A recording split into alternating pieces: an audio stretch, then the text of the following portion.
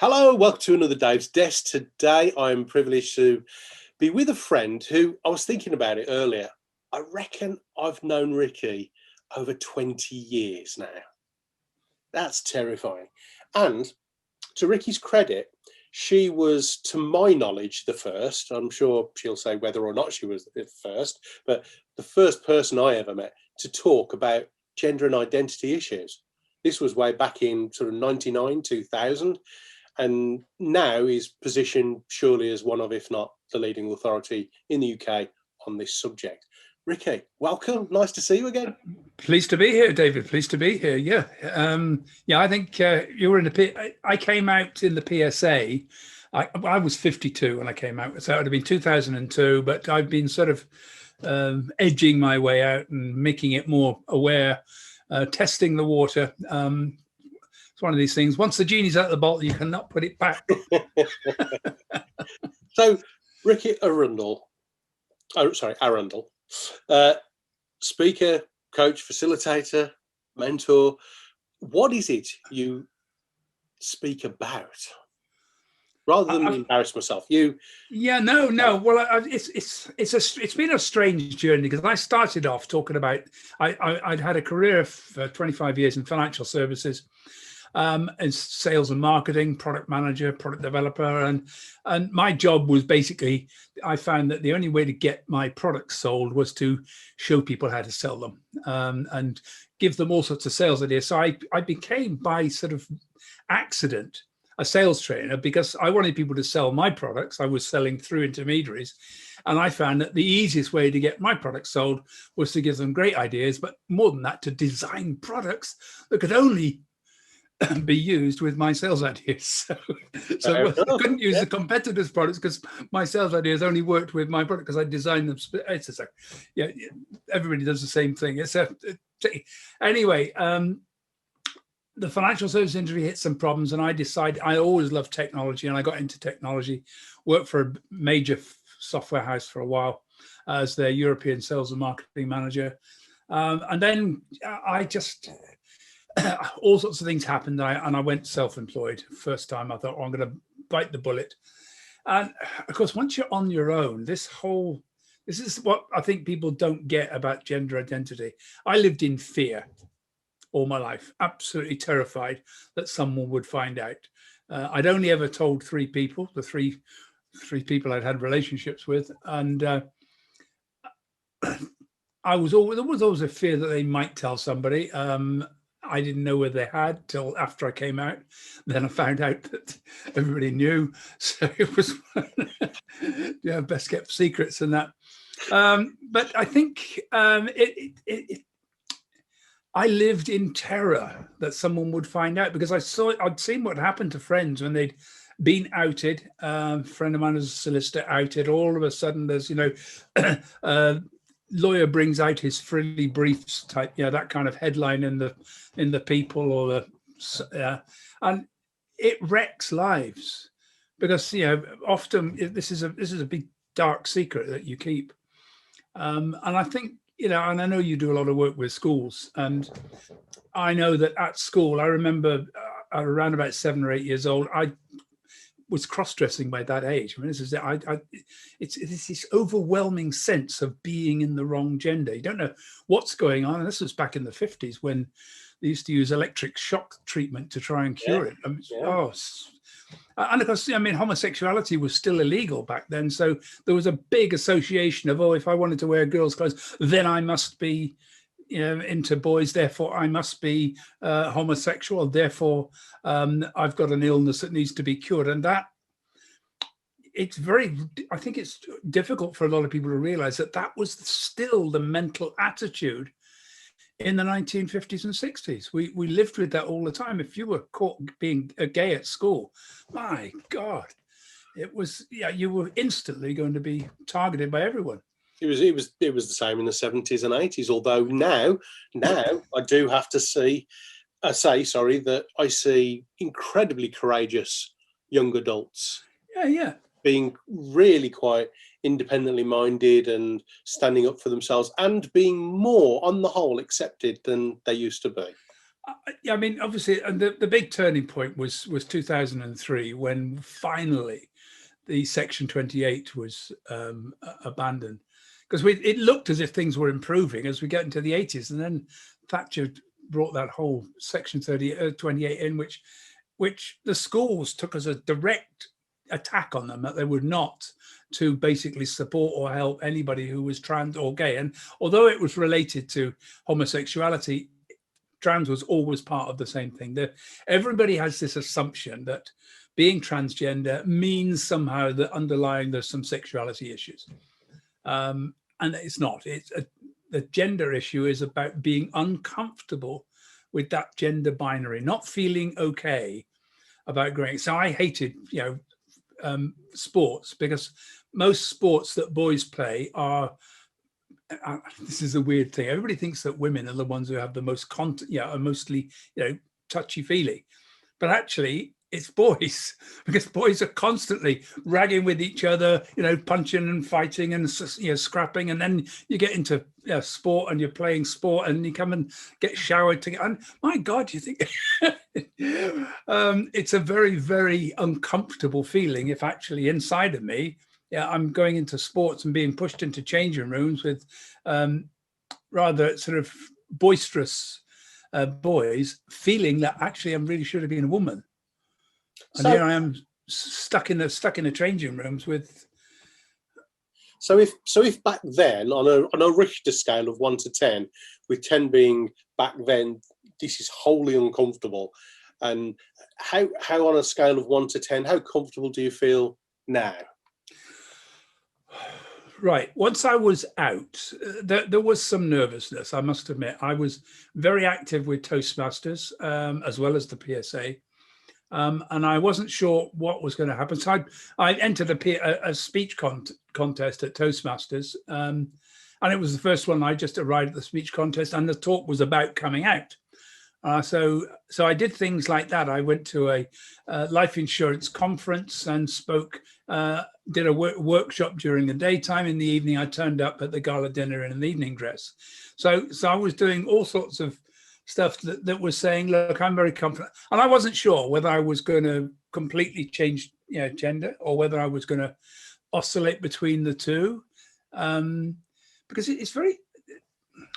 I think the thing I hadn't been ready for was how different just ordinary everyday life is when you change gender.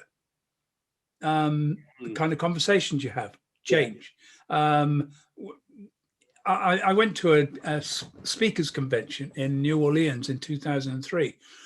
First time I'd gone to a big event as me now as Rikki. And I noticed for the first time that women network totally differently to men. Men will tend to go to a conference, they'll identify and hone in on somebody they think will be very useful to them, and then they lock them in. They protect them from anybody else. This is my contact for the duration. Then they stick with them as much as they possibly can and try. And so they don't sort of introduce them. Whereas with women, I'd go, oh my God, oh, you need to meet. And then a day later, they go, oh, you remember I said this is and suddenly I'm being, so they actually made sure that I connected up with the people. And I was utterly amazed. Women really, really do network much, much better than men. On the whole, I don't want to be generic here and sort of do most things. Let's be honest, most things better than men. But you see, the PSA was 75% men. NSA was, and slowly we've seen more and more women. Where now I go to a meeting, and it's almost looking as if it's shifted the other way, where we've got almost more women than men at meetings, and that change is also affecting the way in which people talk to trans LGBT people, because women generally are far more accommodating of people who are gender non-conforming. And when you think about it, women don't have to conform to the same rigidity that men do. So if you're more comfortable, for want of better words, in your own skin now than you were then, what was the defining moment? What was the moment where, what was it you did, or how did you think and behave differently that's enabled you to be more comfortable as you are? Right. Because this is something I want to help people. And Yeah, I think this is one of these things where you definitely need help. You need someone, a champ. You need a buddy, somebody who really, really accepts who you are. Because I think that's the big fear. If you're going to come out, is that nobody will like you. You'll be utterly rejected, and to a degree, that is going to happen. I don't. Yeah, it's not pulling punches. I found probably half the people I know didn't want to know me after me. And can I ask, because we've known each other long enough to know you. Yeah. You know, I wouldn't intend to offend when I say. No. Do you know it's true that they just didn't want to know you, or is it just that they didn't know how to cope with it and communicate with you? They stopped engagement. Right. And I would actually see things like that conference I went to in 2003. I arrived at the conference and I'd say, hi. Oh, do I know you? And I said, do you remember Richard Arundel? Yeah. Are you his wife? I said, no, it's me. And now some of them would say, oh my God, and give me a big hug. Others would take a step back. Oh, really? Oh, right. And all of a sudden the conversation, oh shit, I'm sorry. I don't know what to say with this conversation anymore now. Yeah. That was the thing. It was, and how much of that was genuine sort of what I would call anti-phobia, and how much of it was just actually I'd still like to be associated with you, I just don't know what to do? How much was it about they're uncomfortable? It's a weird mix, yeah. David, to be honest. I think what's happening is that some people have never met someone who is trans. They haven't got, gay friends, or they've sort of been steered away from all their life. And my father was horrendously homophobic, so I had this terrifying fear of going anywhere near anybody who was gay, and I avoided them like the plague, because I met loads without really knowing. I had some very good friends who were gay, but didn't dare tell me because they had the same problem. If they told me, would I suddenly react in a bad way? That's gone now. I think most people now, if you watch the TV, you're going to be seeing, it's almost like a qualification. If you want to get on TV now, you have to be gay, or at least a little bit. So that has changed things. And of course, in the last 5 years, we've seen a lot of trans people beginning to turn up on TV. I think that the biggest challenge that we're facing right now is trans people have tended to shift from one gender into the other and almost move from one closet and go into another one. So I used to be a boy, dressed like a boy. Now I'm a girl. So 100% shift to being a girl, almost to the point of overdoing it, irritating the feminists along the way, because now it's all makeup and skirts and, and fashion. And you think, well, is that where you really want to be comfortably? Because I can see trans people uncomfortable with that. And then, okay, fine, let's have the whole body works. Let's just go. Did you really want it? Because I've got friends who are in wheelchairs as a result of the surgery they had to change gender. This is not light surgery. This is serious, life-threatening surgery. So your advice would be to, first of all, get someone in confidence you can talk to, get a buddy. Yeah. And secondly, any shift you're going to make, in your experience, take it slowly. I think so. There is a requirement for about 2 years of living in this new gender to see if you can cope. Now, I agree with the idea of it being a reasonable length of time. I don't agree with the way in which the NHS have handled that, because often it's like, well, we're not going to give you any help at all. We're not going to help get rid of 5 o'clock shadow or anything like that. Just go and live for 2 years, and then we'll think about giving you some hormones. And that isn't very helpful. And I found that what we needed to do when I was running a social enterprise for from about 2007 to 2012, I'd sort of withdrawn from the speaking industry I was doing lots of trans awareness training, but I'd very much become involved in the voluntary and community sector, which meant not earning any money and doing loads of work. I found that we had to do things like take people shopping, because guys particularly had absolutely no idea how to go shopping for clothes. They didn't understand accessorizing. Didn't I went to makeup specialists, image consultants, anything possible to try and figure out what should I be wearing, because I haven't had that period of life growing up with friends saying, "Oh my God, no, that color doesn't work for you. What have you done with your eyes? No, let me." So, and this is why often you see trans people, you think, "Oh God, what have they done? They look like they're wearing their mother's clothes." Well, it probably is their mother's clothes. That was the only place they could get any. And it was more about if it fits rather than if it works in terms of style. Yeah. So it's a huge problem.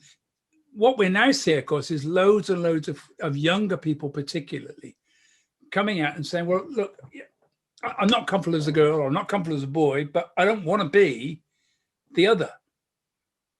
I want to be somewhere in between." So we've got this non-binary issue where we've got essentially boys who are more feminine, girls who are more masculine. They end up fairly androgynous. And that it's actually quite difficult, because I know when I first came out, I have 4 kids, and one of them from a second relationship, and I'd been down to visit her she lives in Glastonbury, and I got a phone call afterwards. She said, "Dad, please," still call me Dad. She said, "Dad, please, if you're going to come as a man, that's cool. If you come as a woman, I can deal with that. But if you come somewhere in between, that gives me such a huge problem." It's like, if her friends saw her with someone that, "Oh God, is that a man or a woman?" Instantly now there are questions. With a woman, "Oh, it's my aunt." With a man, "It's my dad." With somebody who's not, looks really gay, looks really camp, look, who the hell is that? Is it a man or is it a woman?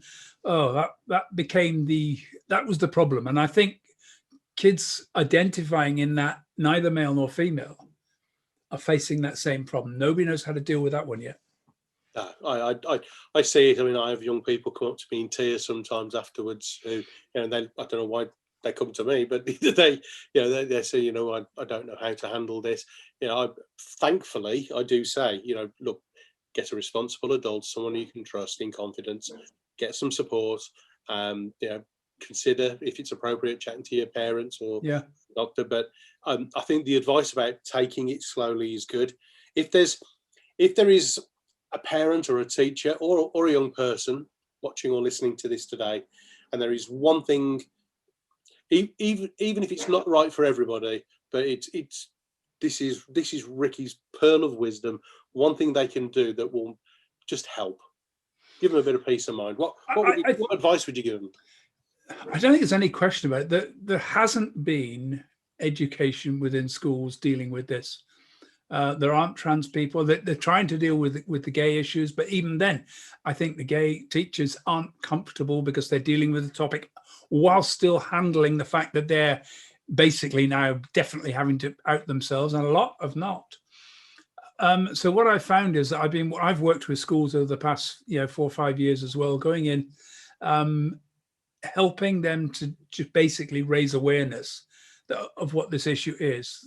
The more people understand it, the more they understand that, I think the schools can buddy up. They know if they've got different kids in different classes who probably would be able to support each other.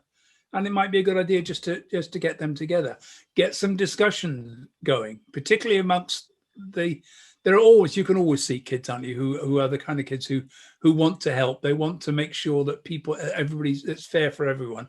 And then you've got the others who are going to give people a hard time. And they're the ones who are probably hiding something.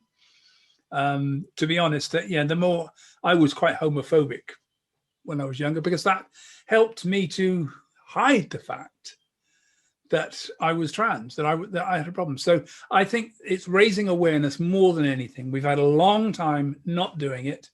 So find a way to raise that awareness so that people start to understand really the truth of what this is, and get rid of all the misconceptions, the misapprehensions, the fake truths. I can remember when I was training to be a chef as a young man, 17 years of age, go to college.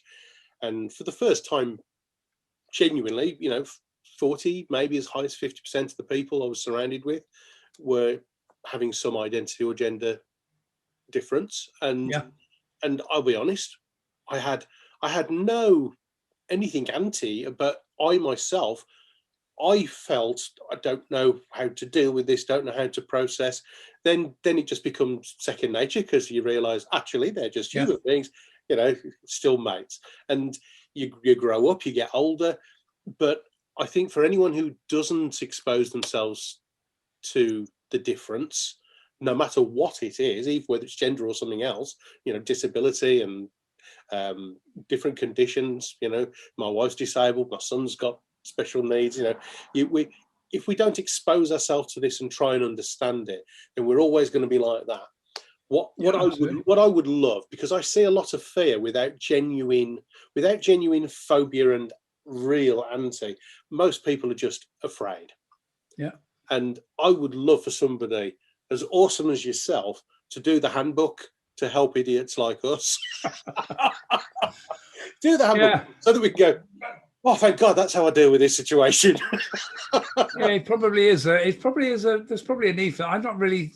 I keep trying to write stuff, and I probably go too far, because I did a master's degree when I just after I came out, I thought, oh, nobody will book me because I'm trans, so do a master's degree, become an expert, and then they'll hire me, which worked. But I think I tried at one point to see if we could write something that was very, very simple, but it got hijacked by some other people, and it became too simple. It was like writing it as if it was a book for sort of 5-year-olds, and I think something's needed that's a little bit more easy read, but not so simple that you go, oh my God, no, that's. Well, Rikki, you've been awesome, so generous with your story, your life, your expertise, your advice. If anyone wants to get hold of you, maybe to speak at their school, their business, how can they get hold of you? Yeah, there's quite a lot of information. I've got a website, genderspeaker.com, just simply genderspeaker.com. And I've got another site for Rikki Arundel, but that's in the process of being reverbed. But there's lots of information about gender issues on that site. Some of it a little bit out of date, but I'm trying to work on putting it up. But you can certainly contact me through there. There's forms on things too. And have a chat, see what I can do. And as ever, let's just hope if this helps one person, it was worth doing. Let's hope it helps a lot. Rikki, God bless you, mate. Lovely to see you again. Catch up very soon. See you soon. Pleasure, David. Another Take care. Dave's Desk. Thanks for watching. Please subscribe and hit the notification bell for more videos. Then click the TV to watch the next video. Oh, and don't forget to visit our website at davidhyner.com to claim your free audiobook. Until the next time, go Rhino. Have in it.